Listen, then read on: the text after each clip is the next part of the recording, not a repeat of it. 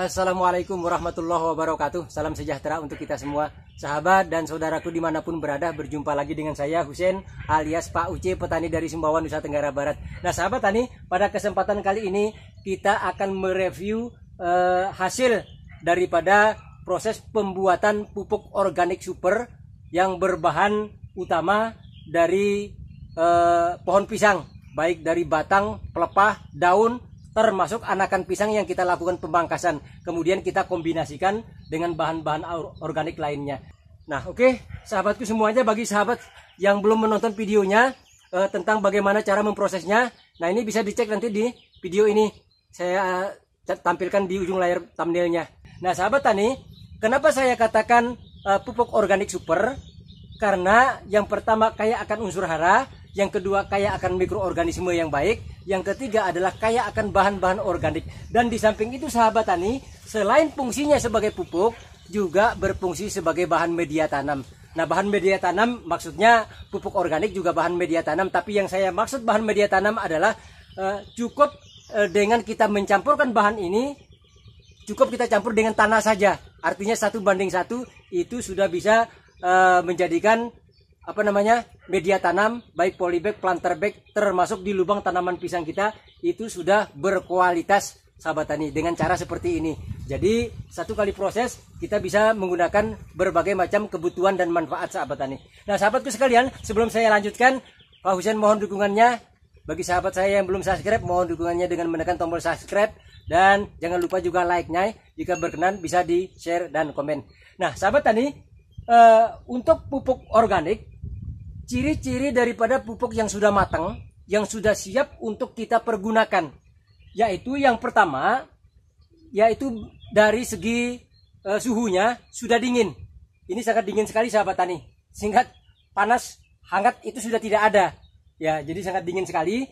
Dan kemudian yang kedua, cirinya adalah aroma khas dari masing-masing bahan itu sudah hilang.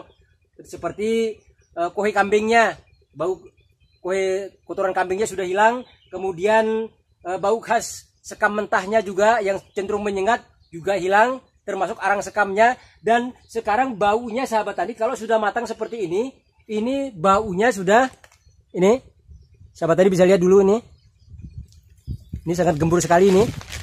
Maka cukup kita tambah tanah saja untuk bahan media tanam. Nah dari segi bau sahabat tani, ini nyaris tidak ada bau bahan-bahan yang kita gunakan, nyaris berbau tanah alias bau khas daripada bahan-bahan organik.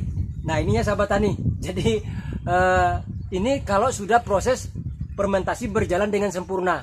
Nah sahabat tani, catatan yang paling penting, jangan sekali-kali kita menggunakan proses pemupukan dengan pupuk organik atau pupuk kandang kalau tidak benar-benar matang, karena nanti akan memberikan dampak dan efek negatif kepada tanaman pisang kita. Harus betul-betul matang. Nah ini kemarin sahabat tani kita proses pada tanggal 5 April, dan saya janji untuk kita review 1 bulan kemudian. Dan ini 1 bulan lebih 5 hari. Mohon maaf sahabat tani agak telat 5 hari, karena memang sibuk kita lakukan persiapan, termasuk cara pembuatan pupuk dari sampah-sampah organik yang ada di area perkebunan ini selama kurang lebih 10 hari. Kemarin saya full waktunya.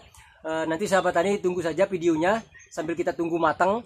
Nanti kita akan upload, sehingga satu video itu dari proses awal sampai matangnya nanti kita jadikan satu video. Nah sahabat tani, kalau sudah seperti ini, maka tinggal kalau langsung kita aplikasikan ke lahan itu juga sudah bagus. Tapi kalau kita tidak langsung menggunakannya, bisa kita angin-anginkan, ya. Kita angin-anginkan, kita taruh di tempat yang teduh, jangan sampai terkena sinar matahari, sehingga bahan-bahan ini nanti akan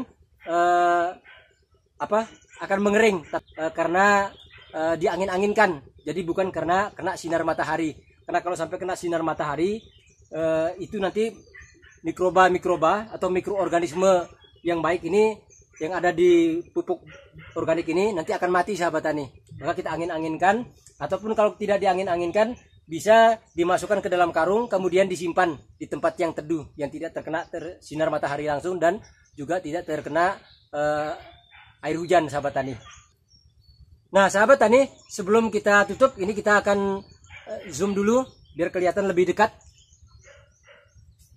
Nah sahabat tani, ini kita zoom dulu lebih dekat. Nah seperti inilah hasilnya sahabat tani. Nah ini kalaupun masih ada sisa sedikit-sedikit yang tidak lapuk sempurna, itu bekas daunnya. Nah ini kalau dari pelepah batang nyaris sahabat tani tidak ada yang kelihatan yang utuh ya, bahkan hancur lapuk, betul-betul menyatu dengan bahan-bahan yang lainnya sahabat tani. Nah seperti ini. Kalau sudah seperti ini sudah siap untuk kita gunakan. Oke sahabatku semuanya, itu saja untuk perjumpaan kita kali ini. Terima kasih atas segala perhatiannya dan mohon maaf atas segala kekurangannya. Wassalamualaikum warahmatullahi wabarakatuh. Salam sejahtera dan sukses selalu untuk kita semua.